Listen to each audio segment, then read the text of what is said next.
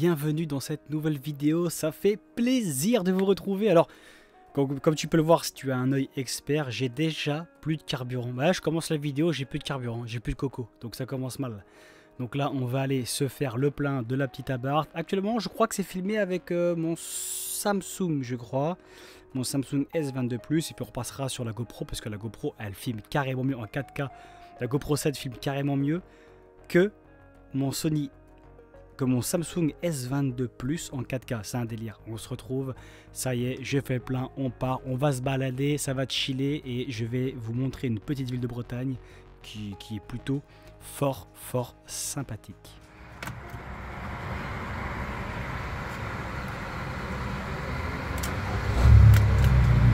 Ça y est, on prend la route à bord de l'Abarth, filmée à la GoPro 4K 60 images par seconde. Et oui monsieur, elle commence à dater un petit peu, mais je trouve sincèrement que les images sont pas mal. Alors dans un premier temps, n'hésitez pas à vous abonner, notamment à mon compte Instagram. Comme vous pouvez voir à l'écran, je partage un petit peu l'aventure et la vie de l'Abarth, sachant que, rappelez-vous, je vais la modifier. Et ça y est, on arrive bientôt à la première modification, qui est le catalyseur.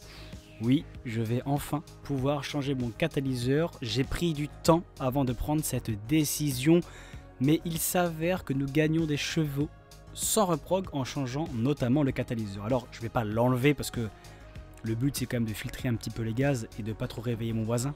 Alors, on va pas se mentir. Mais par contre, si je peux passer avec un catalyseur sport 200 cellules, ça va changer littéralement, je pense, le comportement de la voiture. Déjà le bruit, la puissance, un petit peu sans reprog, donc ça va être quelque chose de vraiment intéressant, du moins à voir l'avant, le après. Vous pouvez aussi notamment vous abonner à mon compte Instagram perso, celui que voilà où je publie des photos quand je pars en vacances, à l'étranger, en voyage, enfin bref, c'est celui un peu plus perso, voilà. Et vous pouvez aussi, si vous avez envie, poursuivre cette aventure un peu chill en automobile, n'hésitez pas à vous abonner à mon compte YouTube qui s'affiche maintenant. Vous pouvez voir dans les paramètres, dans la description, j'essaie de mettre, vous avez je crois un petit icône aussi en bas à droite de votre écran. N'hésitez pas à cliquer dessus et à vous abonner. Alors, je ne parle pas non plus que de l'Abarth, je parle aussi d'un autre véhicule que je possède, notamment la Citroën C6. Donc c'est, voilà, je fais effectivement plusieurs vidéos. Donc là c'est un vlog que vous pouvez voir en bas, un autre vlog que j'avais fait précédemment qui vous a plus ou moins plu, plutôt plu même. Je sais pas, je trouve que la Citroën C6 elle attire plus de monde, les gens s'intéressent un peu plus que l'Abarth. En même temps, vous allez me dire, l'Abarth c'est une 145 chevaux, il n'y a rien d'exceptionnel. Mais je sais pas, je prends plaisir à me balader dedans, l'été, l'hiver, sous la neige, sous la grêle, voilà. Bon, voilà, c'est ici, voilà, on est chill, on parle de tout et de rien. Donc, pour commencer, déjà un grand merci à vous. Je crois qu'actuellement nous sommes 330 abonnés, du délire, petite. Alors ça vous paraît, vous êtes habitué à des millions et des millions d'abonnés, mais concrètement, là sur cette chaîne, c'est des petites vidéos chill. Je sais même pas encore réellement avec quoi filmer. Ouais, là je filme avec la GoPro 7. Je trouve que la qualité est plutôt intéressante, surtout en 60 images par seconde. Donc je vais rester sur la GoPro pour filmer. Il y a d'autres vidéos qui vont arriver, notamment je suis en train de vendre un appartement. Donc je suis parti filmer. Je vais essayer de documenter ça du mieux que je peux. Je fais pas mal de shorts aussi, hein. Attention, je fais pas mal de shorts. Il faut savoir que les shorts, je le fais pour attirer un petit peu plus de monde. En réalité, les vraies vidéos qui m'intéressent, c'est les vidéos posées où on parle un petit peu d'automobile. On parle un petit peu de tout et de rien ici, parce que voilà, chaque youtubeur a un petit peu son style. Je me considère pas comme un youtubeur, attention, loin de là. Mais j'aime bien faire une petite vidéo. Mon petit, comment dire, c'est mes souvenirs, c'est des petites vidéos comme ça que j'ai envie de faire, poster, un peu chill, voilà. J'ai envie d'essayer de donner une ambiance posée. Je sais pas si je vais y arriver, mais toujours est-il que ma question aujourd'hui est la suivante. Qu'est-ce qui caractérise, selon vous, une voiture sportive? Pour moi, c'est simple. Pour moi, c'est le rapport poids-puissance. Une petite voiture avec un petit moteur assez rageux, assez puissant, pour moi, c'est une sportive. Oui, effectivement, je prends l'exemple de l'Abarth. La mienne elle a 145 chevaux, mais il existe des versions à 180 chevaux. Donc si vous prenez la version compétition, donc avec 180 chevaux, avec un différentiel, la voiture est rabaissée, des freins Brembo, bon forcément voilà un turbo plus gros, donc elle a 180 chevaux. Honnêtement pour moi, ce type de voiture, c'est une voiture sportive. Par exemple, pour être dans une voiture, pour vous c'est une voiture un peu plus vieille, la Honda Civic.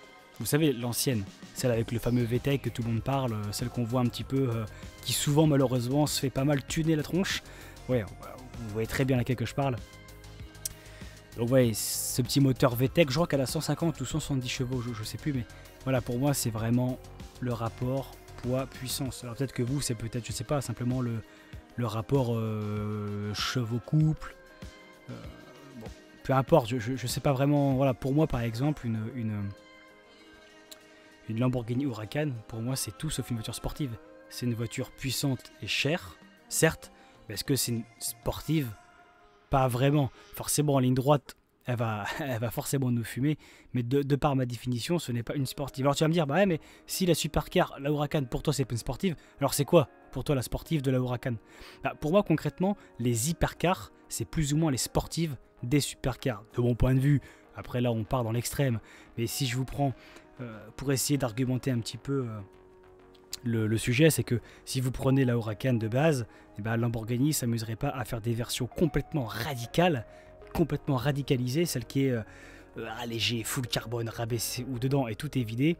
Il ferait pas des versions comme ça pour le circuit si la Huracan de base suffisait. Donc on est bien d'accord que les supercars de base, voilà, sont beaucoup plus pour j'ai envie de dire pour monsieur tout le monde. C'est pas vraiment le cas, c'est pas pour monsieur tout le monde, mais vous avez bien compris que c'est des voitures entre guillemets pas très sportives par rapport à ce qu'ils pourraient proposer dans d'autres modèles ou même d'autres versions encore plus puissantes.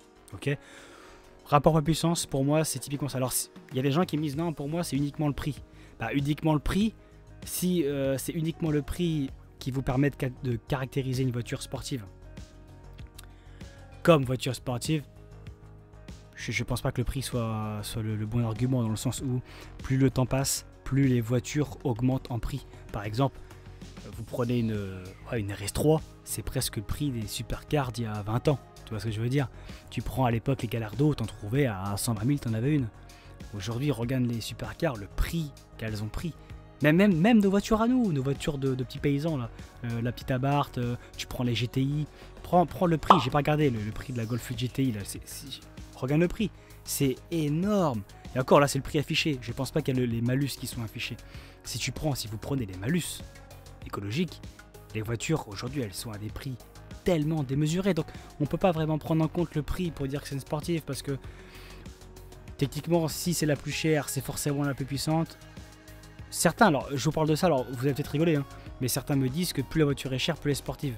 Bon bon, je me doute bien que c'est pas des gens qui s'y connaissent beaucoup, à moins que je me trompe. Oui, effectivement, plus la voiture sera chère, plus elle sera haut de gamme, plus il y aura les options. Maintenant, pas confondre le côté haut de gamme et le côté sportif, puisque techniquement, plus le modèle est sportif, plus la marque va dépouiller de tout ce qui sert à rien. Techniquement, même moi, tu vois, j'ai l'autoradio, j'ai la clim. Dans une sportive, normalement, t'as pas d'autoradio ni de clim. Tu peux avoir la clim si vraiment t'as chaud, parce qu'un moteur sportif chauffe énormément, surtout sur circuit. Mais voilà, là on est quand même dans des voitures qui aiment quand même full confort. Tu prends par exemple la Abarth, elle existe avec des sièges carbone. C'est 3 000 € l'option. Tu te doutes bien que je vais pas mettre des sièges carbone dans la voiture, je vais mettre 3 000 € l'option. Là, dans les modifications que je vais faire, c'est notamment, comme je t'ai dit précédemment, c'est le catalyseur pour gagner un tout petit peu de poids, surtout gagner un petit peu de bruit et un petit peu de chevaux. Quand tu changes ton catalyseur, normalement, tu gagnes un petit peu de patate d'origine. Ensuite, ce que je vais faire dans un second temps, ça va être le filtre à air. Et bon, ça fera l'objet d'une autre vidéo. Donc, on s'arrête là pour l'instant. Ah bah, je viens de shooter l'oiseau. Je viens de shooter l'oiseau, mais laisse tomber, quel enfer. Bon, je te laisse et on passe à la suite.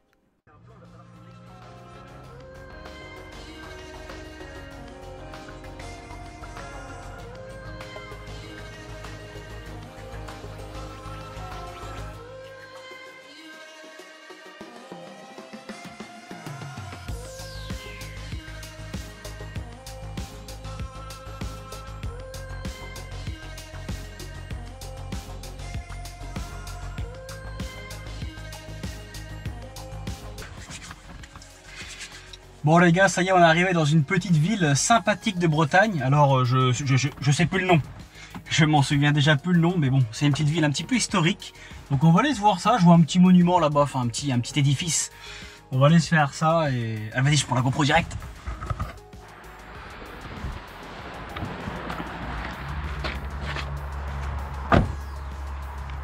Voilà, si ça c'est pas de l'automobile. Bon, ça y est, on a fait la route, on est arrivé dans un petit coin de Bretagne, un peu caché. Donc on dirait que là-bas il y a une petite chapelle, juste là-bas. On va essayer d'aller voir la petite chapelle. Il y a un petit terrain de boule. Là tu sais que t'es en Bretagne, là. Petit terrain de boule où il n'y a personne. Et donc voilà, donc il me semble qu'il s'agit d'un parking payant.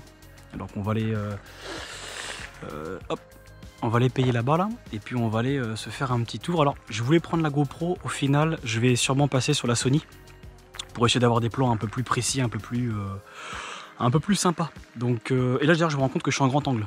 Donc bon, on change de caméra puis on va aller se faire un petit tour en balade.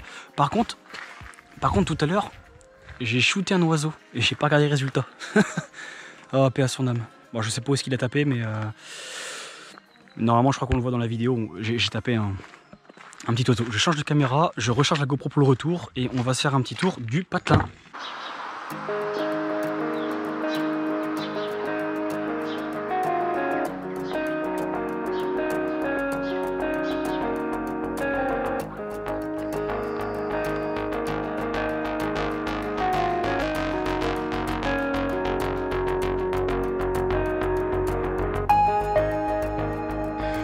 Je sais pas si vous allez vraiment me voir parce que j'ai l'air d'être assez en contre-jour, même avec le mode automatique.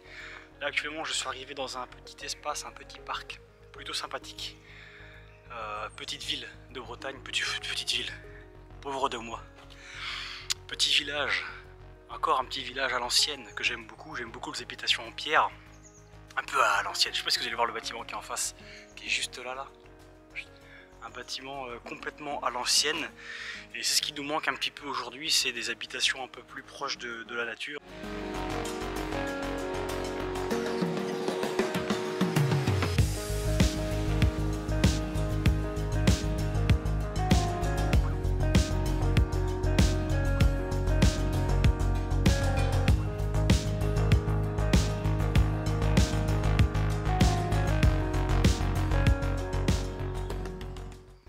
Concernant les modifications de l'appart, pour l'instant je ne peux rien faire. Je ne peux rien faire pour le moment, puisque je suis parti sur un nouveau type d'investissement, un nouveau projet. Du coup, l'argent, je l'ai clairement mangé dans autre chose. Mais dès que je vais pouvoir, en tout cas, récupérer un peu de capital, je vais sûrement modifier la voiture. Vous savez qu'elle a déjà un problème, l'appart. Et que par conséquent, je vais sûrement aller voir un préparateur pour changer le turbo. Enfin voilà, je vais voir qu'est-ce qu'il peut faire. Si le moteur pète pas, ça c'est encore une belle histoire. C'est de tout simplement passer peut-être à un niveau supérieur, en tout cas, à faire en sorte que la préparation moteur tienne le coup, parce que mettre 5000 boules là-dedans, si ça claque, et bah on est comme des cons. Voilà, on est comme des cons.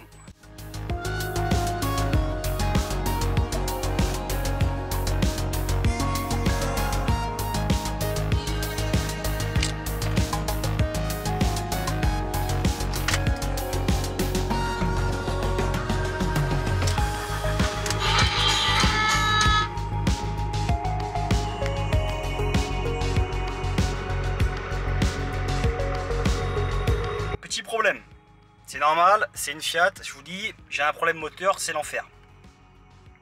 Donc c'est pas grave, hein, on va tout simplement effacer le code direct. J'ai un petit souci, donc on va l'effacer. Ah, le focus. Hop, effacer le code. Nickel, c'est effacé, comme ça au moins ça c'est fait. Dans tous les cas, merci d'avoir regardé cette vidéo. N'hésitez pas à vous abonner, que ce soit sur YouTube, sur mes différents comptes Instagram. Mon objectif, c'est vraiment d'essayer d'améliorer ma petite voiture pour cet été. Alors l'hiver, c'est pas évident d'avoir des projets parce qu'il caille, il fait froid, la motivation n'est pas forcément là. J'ai pas suffisamment entre guillemets d'abonnés pour tenter des vidéos beaucoup plus coûteuses que ça. Pour l'instant, je filme mon petit quotidien en voiture, dans mes investissements de manière générale. Je vais bientôt faire des vidéos aussi sur l'investissement parce qu'en bourse, j'ai fait quand même pas mal de petites, de petits mouvements intéressants. Bon bref, ça c'est autre chose. En tout cas, je vous laisse sur mes petites images. Là, actuellement filmé avec mon S22 Plus pareil en 4K, mais je trouve que la 4K de mon S22 est vraiment plus médiocre que la GoPro. N'hésitez pas à vous abonner. Si vous avez des questions, posez-les-moi dans les commentaires, dans l'espace commentaire. J'ai vraiment hâte de fou de pouvoir changer mon catalyseur de l'Abarth. J'attends que ça depuis pas mal de temps. Sauf que je me suis un petit peu enflammé, j'ai presque envie de vendre la Citroën C6 pour acheter une autre voiture, donc pourquoi pas la 370Z. Là en ce moment je suis en train de m'enflammer avec la Honda Civic pour enfin avoir tout simplement le VTEC et taper dedans. Bref, je vais faire je vais bientôt faire aussi façon de parler, un petit update en tout cas de mon ressenti avec mon huile moteur. Pourquoi? Puisque vous savez, si vous me suivez, j'ai remplacé ma vidange, j'ai fait ma vidange et je l'ai remplacé par de l'huile céramique blanche. Je vais d'ailleurs acheter le Mecaron P18 pour mettre du ultra lubrifiant dans le moteur, dans l'Abarth et également dans la C6 parce que la C6 elle commence à claquer un petit peu. D'ailleurs il faut que je prenne rendez-vous pour changer ma courroie. Allez, ciao!